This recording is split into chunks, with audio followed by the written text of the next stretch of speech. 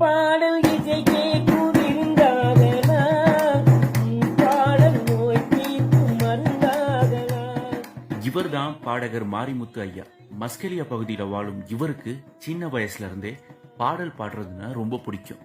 இவர் பல ஊர்களில் சென்று ஒவ்வொரு வீடுகளுக்கும் பாடல்களை பாடுறத 45 வருஷத்துக்கு மேல பண்ணிட்டு வராரு.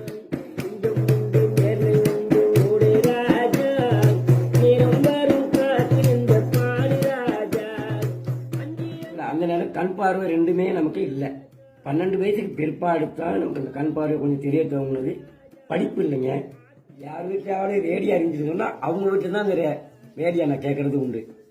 அந்த ரேடியோவில் போகிற பாட்டை கேட்டு கேட்டு கேட்டு தான் அதெல்லாம் அப்படியே படித்து தான் பதிவாகணும்.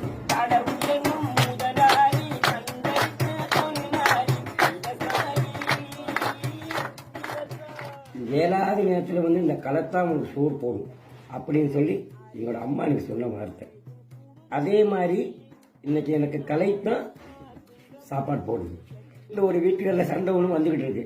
எனக்கு சண்டைன்னு தெரியாது. இப்போ டக்குன்னு போயிட்டாங்க. ஒரு பாடலை படிக்கையில் அவங்க கேட்டுட்டு இந்த வீட்டு பிரச்சனையை அவங்க தீர்த்து வச்ச மாதிரி ஒரு மனசு ஆறுதல் ஒன்று அவங்களுக்கு.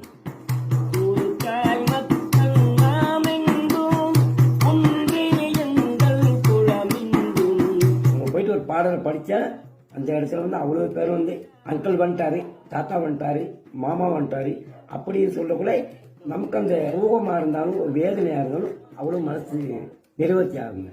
வாழ்நாள் முழுவதும் நிம்மதியாக இருந்து சந்தோஷமாக இந்த கலையை நான் அவர் செஞ்சுக்கிட்டு ஒரு ஆர்வப்படுத்திக்கிட்டு போறதாங்க என்னோட கடமை. தொழிலுக்காக மாரிமுத்தையா பாட்டு பாடி வந்தாலும் மலைகளை ஏறி இறங்கி ஒவ்வொரு வீடாக போயிட்டு மக்களை இவரோட பாடல் மூலமா சந்தோஷப்படுத்துறாரு.